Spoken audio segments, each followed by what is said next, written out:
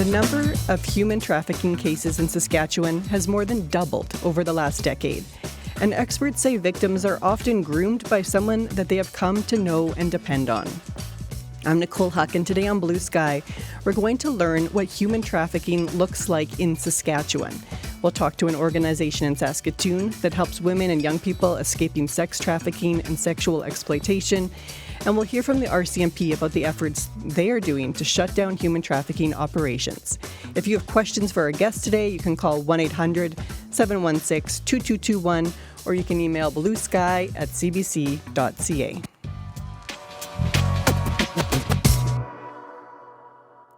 Hope Restored Canada is the only place in Saskatchewan with specialized services for women and youth escaping sex trafficking and sexual exploitation.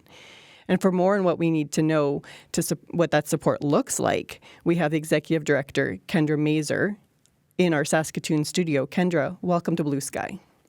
Welcome. Thank you so much for having me. Thank you for being here. We also have Staff Sergeant Eric Defoncé. He's with the RCMP Saskatchewan Enforcement Response Team. Eric, welcome to the program. Thank you very much. Thank you for having me today. Kendra, I want to start with you. What's the work that you do at Hope Restored Canada? Yeah, so we're an organization based here in Saskatoon that really just provides tangible supports for people that are exiting situations where they've been trafficked or exploited, and oftentimes in need of immediate services. So that might look like housing supports, getting connected with, getting tangible things like ID and set up with financial assistance programs, accessing, just a safe place to stay, food, all of those types of things. So maybe we need to take a step back and even just talk about what is human trafficking. So I'm going to have both of you weigh in on this. You might have different perspectives as well. But Kendra, from your perspective, what is human trafficking? Human trafficking, it really looks like sex trafficking. It can look like labor trafficking, organ trafficking. And it's really the involvement of, removing the power from someone and exploiting their vulnerabilities in order to, have a gain and profit off of that individual. Staff Sergeant Defoncé, do you have anything else to add as to how you would describe what human trafficking is? No, I think Kendra was to the point. It's exactly what it is. It's a shift in power, and the human trafficking umbrella is pretty wide as well, including that sex trafficking and labor trafficking, can be economical trafficking as well. So well said, Kendra. Has it changed over the years? We've seen an uptick of cases being reported for sure, and I think just the viral approach of social media. We have some traffickers that will be using a lot of online platform to get in touch with possible victims. And I think that has speed up over the years for sure. Kendra, what have you seen? How have you seen it change? I think from what we're seeing is just as we spread awareness and education on what trafficking is, our partners in community are able to kind of recognize it as, this is a situation of trafficking. Whereas before, some of the things that folks might have seen might have been, mislabeled or misrepresented as maybe more domestic violence or things like that. So I think as we continue to raise that threshold, people are really able to say, I am being exploited, I am being trafficked, and understanding that it's not by someone maybe unknown to them. So I think as we break down some of those stigmas and see that traffickers are often known to the people that are being trafficked or exploited, it helps people come from a place of understanding. Can you help us understand? I think examples are probably the best way. I mean, I don't want anybody to use names or anything like that, but stories are what helps us understand narratives and people's lived experience. So, Kendra, I know that you're in contact with people who are exiting these really harrowing situations. What are some of the stories that stick with you? Help us understand. Mm-hmm. Yeah, I think, I joined the organization about 2 years ago, and it's really surreal to come from a place of understanding of how someone becomes involved in a situation of sex trafficking or exploitation, and how quickly it can happen. A lot of folks share that they enter into a consensual relationship with someone. They start by dating and going and doing things that typical relationships may have, and then there's that shift in the relationship where now I've given you all of these things, and now you're going to give me something. And the manipulation and control is just it's unwavering. This time last year, or just before Christmas last year, there was a situation in Blackstrap where a woman actually fled from her trafficker out of her vehicle and was able to get to a gas station in Blackstrap and ask for help. And in those situations, you're kind of just moving along throughout life, and then suddenly you're caught in a space where you just don't know what to do anymore. So that's kind of where we come from, is when those folks are encountering those situations and they're needing to safely leave or have been able to leave, that we're here to kind of give them a hand to get them out of that situation. Wow, I'm just imagining being at that gas station when a woman runs up saying, "I need help." Mm-hmm. In the Staff Sergeant Defonse, how often is that this? How often does that happen, that people feel like they escape, or how often is it that somebody notices something that seems off and reports? Like, how do most of your investigations begin? So we have a blend of both, and I think today is important just to be able to talk about the signs of human trafficking, but we have some that will be self-reported, like in the case we just talked in Blackstrap, but we also have sometime it can be missing person investigation. It can also be family members that become worried about certain habits of their family members, and they become worried. Sometimes they just look at the sign, maybe they don't have conversation necessarily with that person, but those are enough to raise some red flag and then contact the authorities. And for us, they will come either from that person that is the victim in this case, or family members, and it gets reported to over 100 detachment we have serving across this province. So it's really that connection between the community members, families, some of the victims, and regardless if it's in a big center, urban center, small town, it happens everywhere. So I would say it's a blend overall. We have a little bit of both, but it's hard as well for some of those victims to come out. So it's important to make sure that you see something, you make sure you report it as well. Yeah, where is this happening? Like you mentioned in your introduction, that was very well said. It doesn't happen only in big center. It happens in small town Saskatchewan, large, medium urban center. It happens in different places within the community as well. It could be from hotels, motels, rentals area, bar, restaurant, from people's houses when they exploit their family members. So it's something that can happen in anybody's town without notice. You can see something that's occurring next door that wasn't something that is normal for your community, or people that are coming in your community that is not something you see often. And that's part of the thing you start looking at. And it can definitely happen anywhere in this province. Just how frequent, like at any given time, might there be an investigation? Like, how do we compare with other provinces? I don't have the statistics compared to other provinces, but the big thing is we know it's grossly underreported issue. Some people sometimes will just be ashamed. They don't want to come forward with it. Some people recognize some of the signs, but they might not associate it with human trafficking. They will think something is odd happening, and they will just move on. So to compare, it's pretty difficult. It is underreported a lot, and I think that what the stat speaks to is not close to what is happening in our communities at this time, especially when we talk about human trafficking as a whole. Like when we talk about labor trafficking, sex trafficking, I think there's a lot more going on that's been reported. How often are you working with RCMP from across Canada? Like, is it something where most of the victims are from Saskatchewan, or are people being brought here from other places? Help us understand that. Yeah, so With the human trafficking as well, it's often intertwines with other criminal activities. So we have our frontline members and traffic services, by example, will be in contact with a lot of the people out there doing their day-to-day duties, and they come in contact with people or that are maybe being trafficked from one area to the other. There's a lot of people that will go from one community or one center to the other, so they can go across the prairies within a few days, a few weeks, trying to get to different, if we talk about sexual trafficking here, it can be different clients or different events where there's opportunity to make money. So they do travel quite a bit. Fortunately for us with the RCMP, we're a large organization that have office throughout the prairies. So the flow of information goes very quick.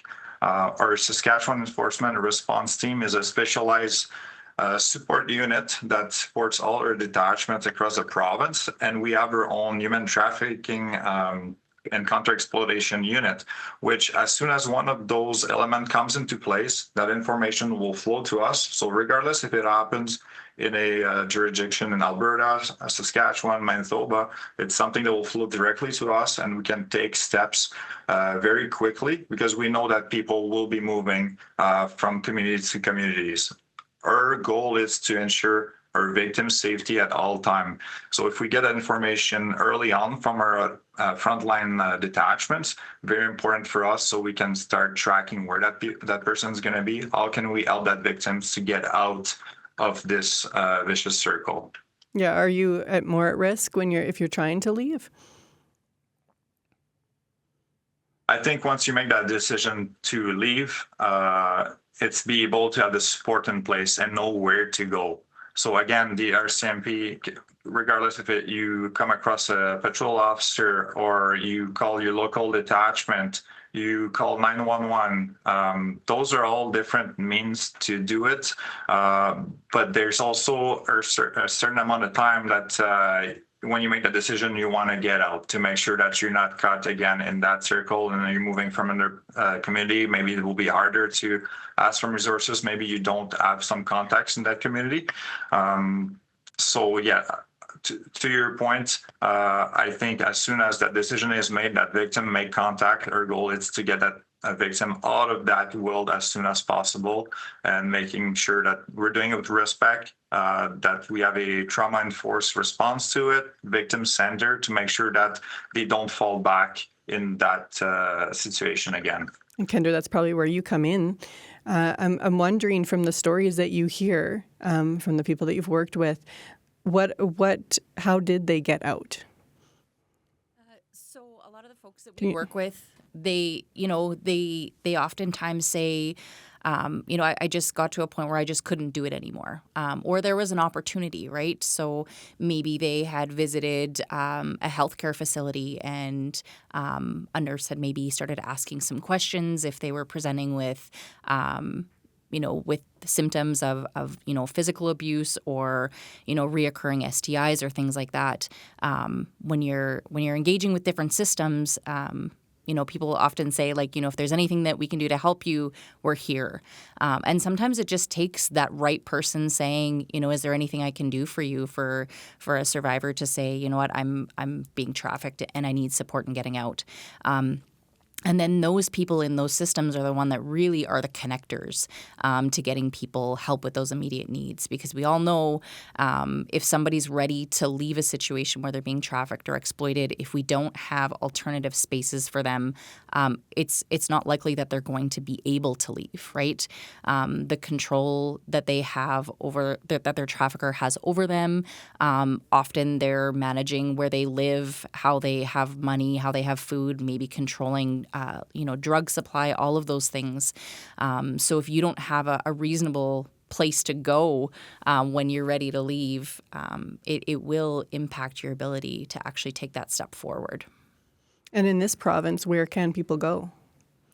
So we are the only designated organization that supports survivors of trafficking and exploitation. Obviously, our capacity is super low in comparison to the amount of spaces that our province needs in order to meet the needs of folks.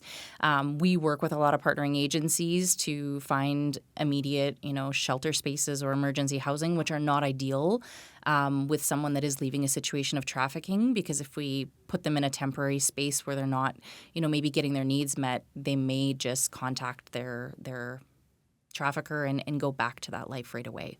How many spaces do you have? We have 8 spaces in our housing program, and oftentimes when people call in, we get a lot of self-referrals as well as referrals from other agencies. People's primary focus is I need housing. If we don't have housing to offer them, a lot of times we don't hear from them again for a number of months. They're going to continue calling to try to find housing, so then they at least have a safe place to sleep. So. Who is the most vulnerable to being trafficked? I don't think there's one vulnerability. I would say that we're all vulnerable to being trafficked at any person. Are there some things that make people at higher risk? Yeah, I would say people that have systems involvement. So, children that are growing up in the foster care system are oftentimes more vulnerable to trafficking. Folks that are, from marginalized communities, folks that don't have access to, stable, consistent housing. They don't have access to safe food. All of those types of things exacerbate that.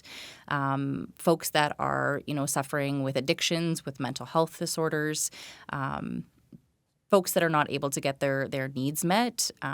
That's how traffickers can really start a relationship with someone and exploit those vulnerabilities in order to get their needs met.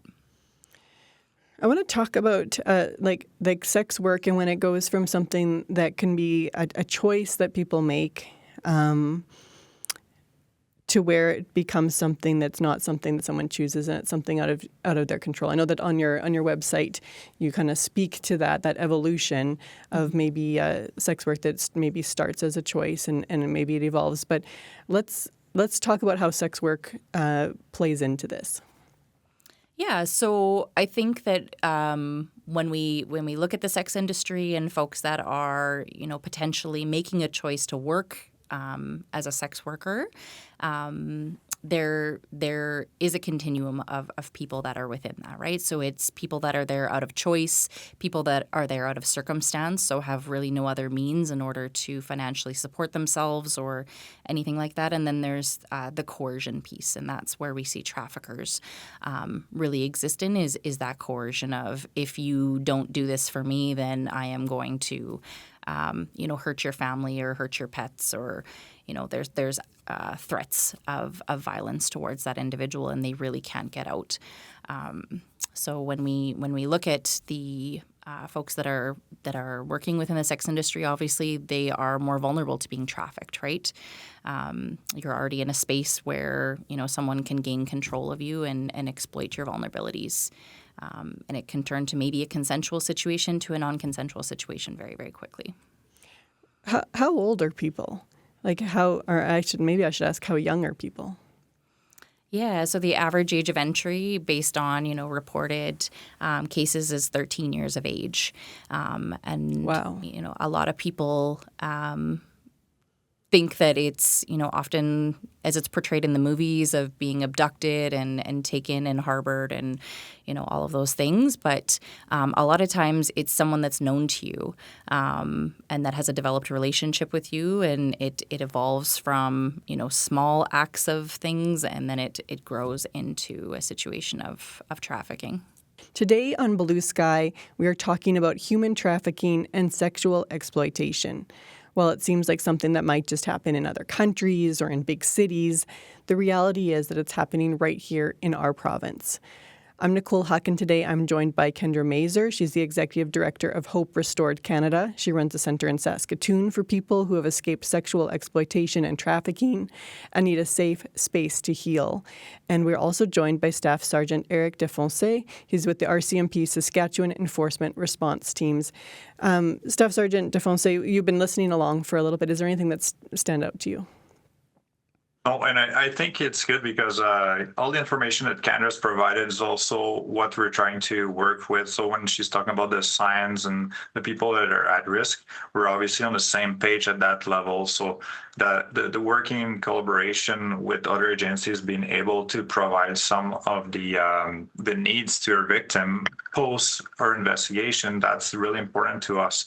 We want to make sure that they're taking care. And to one extent, our investigation will take its way, and we have to make sure that it's not only the procedural court outcome that are important, but really that is a victim-centered approach to it, and having professional like Kendra's office to assist and be able to do the transition is as important as us conducting that investigation as well.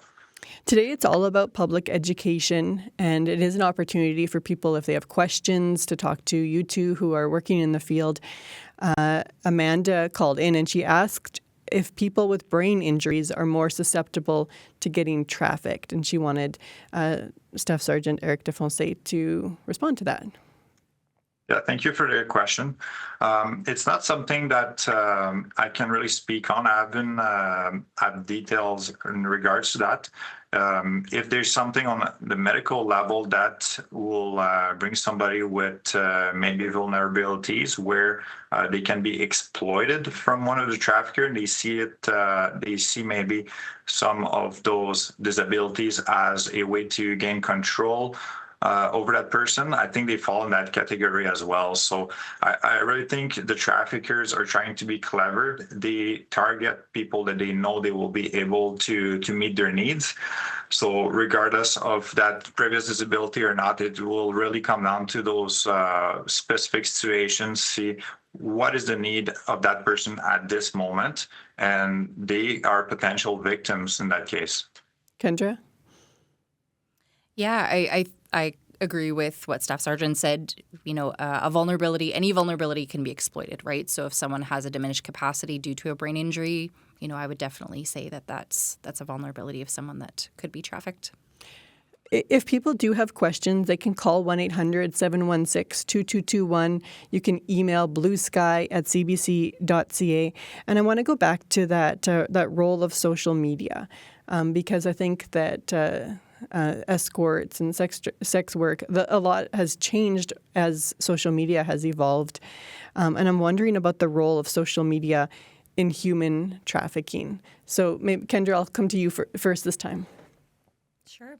I think this plays probably the greatest impact on the number of folks that are trafficked and exploited, in that the availability, right? Traffickers able to really get to know anybody in their online world, knowing what their patterns are, you know, where they go to school, if they're struggling through any life struggles, and they're able to kind of then create a narrative and engage with someone.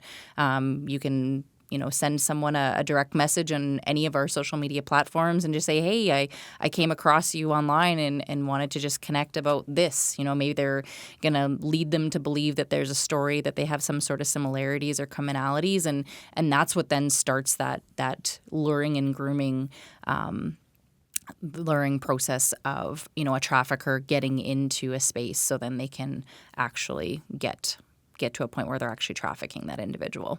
Do you see that with the people you work with? I would say that anybody that has been in this work, you know, they said that they conducted most of their work online. So, you know, posting ads on Leo's List and all those types of platforms to sell sexual services. That's where it happens now. You know, things have shifted from being more present in the streets to more of an online platform. And most of the folks that we've supported said that that's where, you know, they met their trafficker, and that's where it happened. What is Leo's List? So Leo's List is basically an ad agency where folks can go and put up an ad to sell sex, and that's where a purchaser would go and engage with an individual. Staff Sergeant Defoncé, why is that allowed? Why is there a site where people can have ads for sex? Yeah, well, the sell and the content, obviously, and the sex trafficking aspect to it is not legal. It's that there's so many means platform that maybe don't have their own policies in place, or maybe there's no legislation touching them at this point, or there's no oversight that they do go through. On our side, we do have different units that support frontline policing that also look at that work behind the scene, trying to see where those ads are coming from, where they're going, who they're targeting, who are the clients. So we do also do work on that side of the house, but it's just the quantity of it versus the ability to shut them completely down. It's just there's too many of them, and then once they get shut down, then they're back in operation somewhere else, or some using different social platforms. I know I'd spoken to a lawyer in Saskatoon, and he was talking about one of these sites, and he guessed that probably about half the women on that site were probably being trafficked, which is an alarming thing to scroll past all these images of people knowing that people are in really precarious situations. Like, how much of it is proactive? Like, how much of it is reactive, and how much of it is proactive? Are you waiting for people to make complaints or say something seems out to lunch, or are you going to those sites and trying to follow up? Yeah, no, that's a great question. We just don't take a seat back. There's a number of investigations we have to do, but if we have any information, regardless if it came from somebody else from the outside, but there's also proactive work to look at those, because if we get pointed in one direction, the likelihood of having only one victim is very low. There's going to be numerous, just like your example there, where we're thinking maybe on one side might be 50% of the people being trafficking on that side. So we will continue our work to ensure we complete investigation in a fulsome manner. But there's the both aspect. We have the reactive aspect where we get that tip and we investigate it, and we continue to explore and try to enlarge to what extent that circle looks like, maybe in that world, that specific site or geographic area, and try to bring as many victims as we can out of that world. I want to talk about the warning signs, because, Kendra, that really sticks with me. You're saying that some victims are as young as 13. I mean, it has to be teachers, it has to be teenagers that are all being taught what to look for. What are some of the warning signs that people who do work with young people need to be on the lookout for? I think young people in specifically would be things that would be out of context.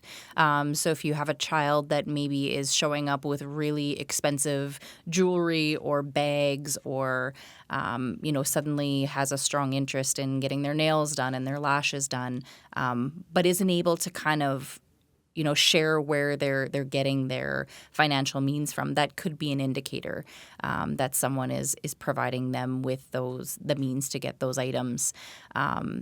Kids that are missing a lot of school, people that are really distancing themselves and removing themselves from family activities, and are really struggling to connect with anyone maybe in their household. I think it's a little bit harder with youth, because obviously that's a really trying time in our young people's world. And I certainly don't want people to think, well, if my child is withdrawing, they're being trafficked. But I think it's just looking at a combination of a number of things. If they've got multiple cell phones, that's also a really big indicator that there might be something going on. Do groomers give them a cell phone? Yeah, they could provide them with a cell phone and then that means of control, right? Being able to track where they are, who they're talking to, those types of things could exist. And if you do suspect that something is off, like, what should your next steps be? Do you talk to the person directly? Like, what should people do if they do suspect that something isn't quite right? I think we always say, look at the situation. Does it warrant calling 911? is it going to put that person in more harm if you interject and ask them a question, maybe if their trafficker is in that room. So always just being really sensitive to like analyzing the situation and understanding what's going on. Maybe if you're alone with that person, maybe just asking them like, hey, I've noticed this, is there any support that I can offer you? Not maybe bringing up the word, are you being trafficked? Because a lot of people, again, don't associate themselves with being trafficked. What do people associate themselves with? How does that, the outside label compare with what people think that they're experiencing? Yeah, I would say that a lot of folks that that we're supporting, they just said, like, I was in a consensual relationship. This person was my boyfriend, right? When you think of trafficking and when society thinks of trafficking, again, we think of that person that is coming in and, pulling them away and, maybe kidnapping them, right? And they're going, well, I'm consensually with this person. Like, it's not trafficking, right? He loves me. He tells me all the time that he loves me, and there's that element of that relationship that exists, right? And that manipulation and control. It's really hard when you're in that type of a situation to understand that it is actually trafficking and exploitation. Sure. We have a caller on the line. Rhonda is on the line in Regina. Rhonda, what's on your mind today? Hi, Nicole. I want to pass on something that I learned some time ago, and with this conversation today, thinking, it could be timely or just certainly worth these ads being aired again. So what I'm talking about is there were ads on, now this was on TV. I don't have any technology, so it's TV programs that I watch. So there were ads for a while, and from memory, I think they were kind of focused on kind of domestic abuse, but of course that translates to anyone that's in distress. And it was a hand signal that a woman could use, say if she's, talking to someone by Zoom or whatever, or in the car or something, where the woman then would put up an open hand but with closed fingers, then bring the thumb across the hand under the little finger, and then close the fingers over the thumb. And that's a signal to say, I'm needing help. So I just wanted to put that out there. I think it's something worthwhile for everyone to know. Then I have a question also regarding intervention, which relates to what the comments were just said. Again, another program I listened to spoke about a need for change regarding, say, someone calls the police because a domestic situation is going on. The police arrive, and then they ask the woman, do you want to press charges? And they're asking that in the presence of the abuser. So then, of course, the woman saying, no, I'm not going to press charges, because it could just make the situation worse. So I have a question regarding if and when interventions are staged, how that is handled. Okay. Well, Rhonda, thanks for that. You're welcome. Well, let's start with the hand. There's two parts to that. So let's start with the hand signal part. It is something that I've seen on the internet before too. I don't know how widely that's known, or so I'm curious, Staff Sergeant Defonse, is that something that you've come across before as a hand signal that says that you need help?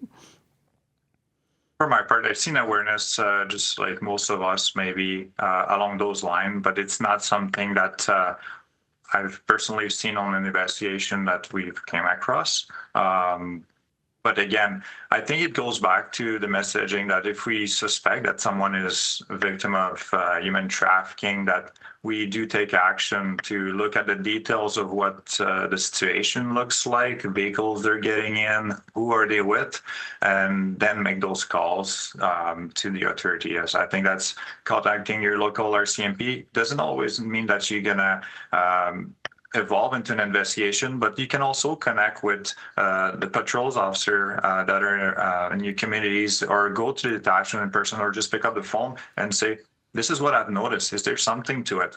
And then from there, we can guide public members of the public. And any time there will be maybe a possible investigation to get started, we will take that on. We will do the digging. We're not leaving the community persons to make that investigation. We'll definitely do our due diligence and look at all the information that's provided and trying to contact that person. We will go and try to find that person when they're not in presence of the suspected trafficker, to see what the situation looks like. So as far as the end signal, not something that I'm very familiar with, or that I've seen. But I think there's another part to it. It's really make sure that you keep as many detail of the station as you can, and make sure you contact your local RCMP. Kendra? Yeah, I'm on the same line. I've seen these images as well of these hand signals, but I think unless it's a universal language and a lot of people are aware of it, it could at times be ineffective, right? But certainly worth making sure you're aware of and that you're paying attention to. And the other part was just how difficult it is, maybe even if you do come in contact with the police, to maybe be honest about things, especially if you're in the presence of the person who is abusing you. So do you have any thoughts on that, on how people exit in a safe way? Yeah, I guess we oftentimes see people after they've already exited, right? Yeah. We're not the ones that are the intervention that are supporting that. I like hearing the stories of how people got out of it, because I think it's like a roadmap for others. Yeah, for sure. And, I think that when folks are coming to us and they're sharing their stories, a lot of times we're actually then connecting them back with police agencies, right? Because maybe they have not reported what has happened to them to police, and they don't want police involvement. So we oftentimes work very closely with the victim services team here in Saskatoon, where they're just there to offer their support and guidance, right? So just having some of those initial conversations, they're bound by confidentiality. They don't have to report to an officer what's happened, but they're able to kind of guide them through the process of what it would look like if you do want to report, or when you want to report. So I think just for our organization, just really coming from a place of, we want to make sure that we are survivor-centered and that we're respecting people's wishes, and not everyone's going to want to go through the proceeding to press charges. But if and when they're ready, we just want to make sure that they're supported through that. I do want to talk about that support. So once people do come in contact with you, I mean, it sounds like there's probably a lot of healing that needs to happen. And what do those resources look like? Like, give us an example. You show up on day one. What does those first, few weeks look like? Yeah, the first few weeks for someone coming into the program really just looks like a lot of sleep and a lot of just feeling safe, getting them connected with tangible resources. They may not have a cell phone and not have any ability to contact any of their family. Their trafficker may have withheld their cell phone from them and an ability to contact friends and family. So we get them paired up with a device so then they can connect to family and friends. We get them connected to any immediate health care that they might need. So that might be getting them into a walk-in to get health care. That also might be navigating through the steps of just getting identification. Most of us were privy that if we lose our driver's license, we often have, our passport or any of those pieces, birth certificate, whereas many victims that come to us, they don't have anything. So we're kind of building from ground zero. So we kind of help navigating, did you leave a photocopy with anyone, or where was your last known address that we could maybe get your address updated with SGI or whatever that looks like. And then as we kind of move beyond that 2 weeks, it's really looking at, what are your goals and what are you hoping to accomplish? Are you wanting to maybe access some employment readiness programs? Are you wanting to get into counseling? We offer day programming and outreach services as well. So we offer a day program that runs 4 days a week that really just talks about trauma and recovery and community and looks at many different aspects of the healing journey that someone would be going through. So I know you have space for 8 people, but how many people access the programs?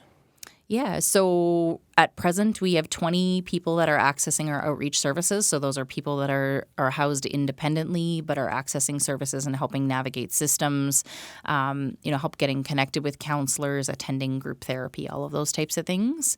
So really our stretch is how much we as an organization have capacity for. We're a fairly small team. We run a 24-hour house.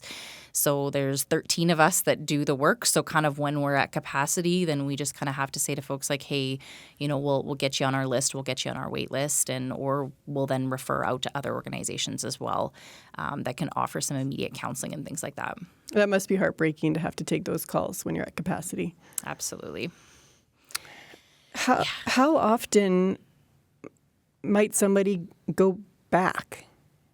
Like, do you ever have people who come out and they're in programs and they're, trying to get their own financial stability and autonomy, and then maybe rekindle that relationship? Mm-hmm. Yeah, I would say that, a lot of people talk about 7 attempts at leaving a domestic violence situation, right? It really mimics that same thing, and that people will leave and come back and leave and come back. And we see that even with folks that come in and out of our program, right? They'll be in housing and be kind of working towards, some of their goals. And 3 or 4 months in, they might say, you know what, I got to take a break. I got to leave. And they may return to their trafficker or, the person that was exploiting them. And, and then a couple months later may re-engage with us and say, hey, I'm ready to go this time. I would really like to come and have an opportunity to come back in. And we welcome that, right? We want to make sure that we are that person's safe place for when they are ready to leave. And no matter how many times it takes, we'll still be there for them. We've been talking a lot about those relationships with people and how they can sometimes go from something that you think is like a positive thing to all of a sudden it's a little bit out of your control.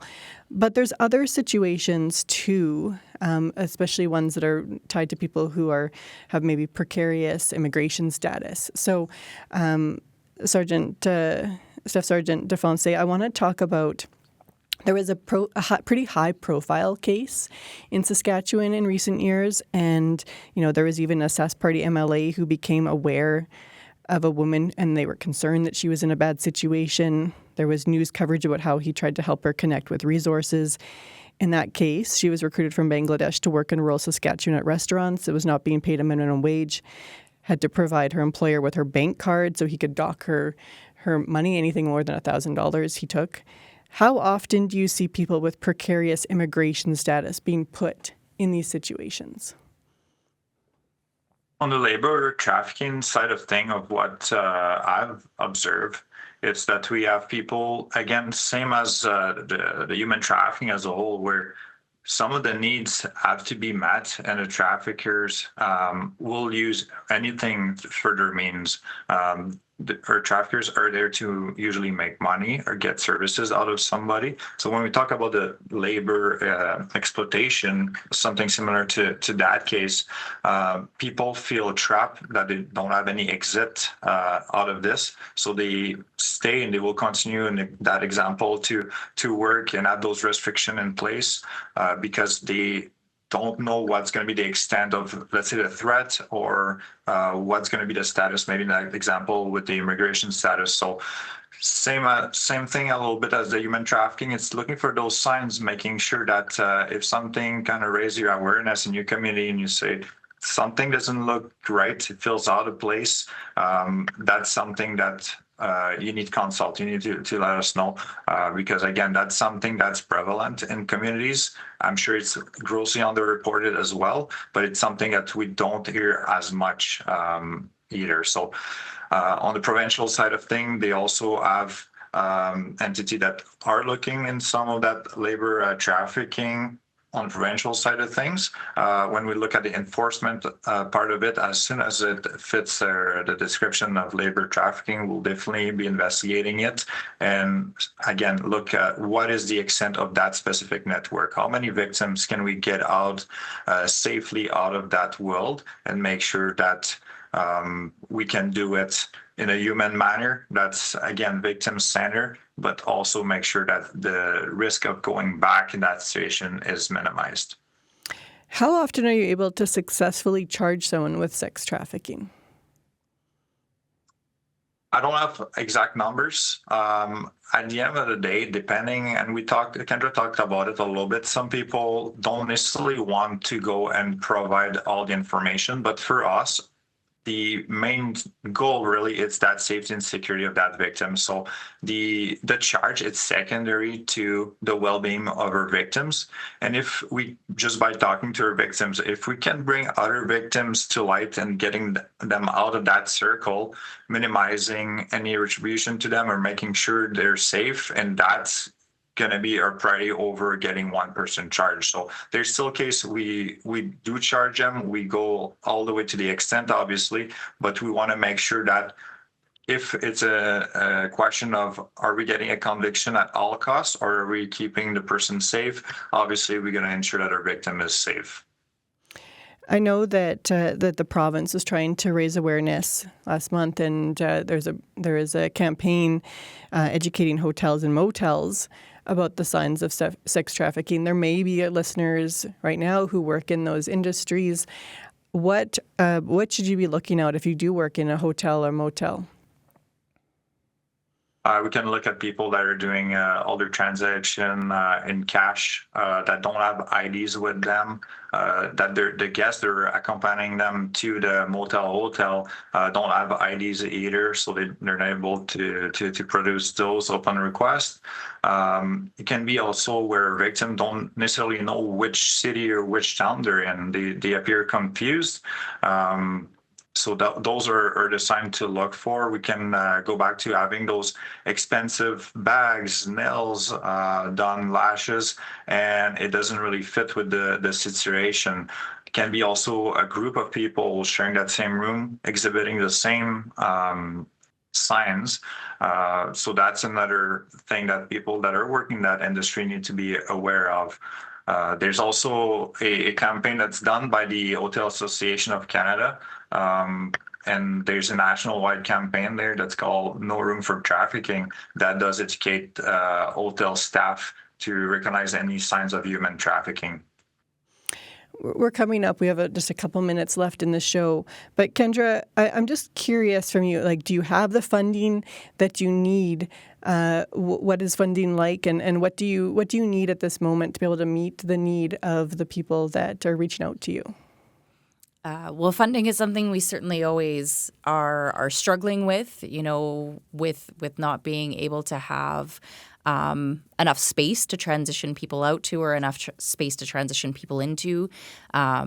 It really creates a barrier. We're multi-funded by many, many different organizations, and we spend a lot of time writing grants. So definitely having some stable core funding is really, really important. The province has invested in Hope Restored in some of the work that we do. However, there's always funding shortfalls, right? So making sure that we, when we're running these ad campaigns and when the ministry is putting these things out and bringing to the forefront, these are great initiatives. But when you have these campaigns, then comes people coming to report. So we want to make sure that we can actually respond when people come forward. I really appreciate both of you joining us today. There's more questions that we could have asked, so I appreciate your willingness to help our listeners for better understanding. I was joined by Kendra Mazur. She's the Executive Director of Hope Restored Canada. They run a centre in Saskatoon helping people escape sexual exploitation and trafficking. And we were joined by Staff Sergeant Eric Defonse with the RCMP's Saskatchewan's Enforcement Response Team.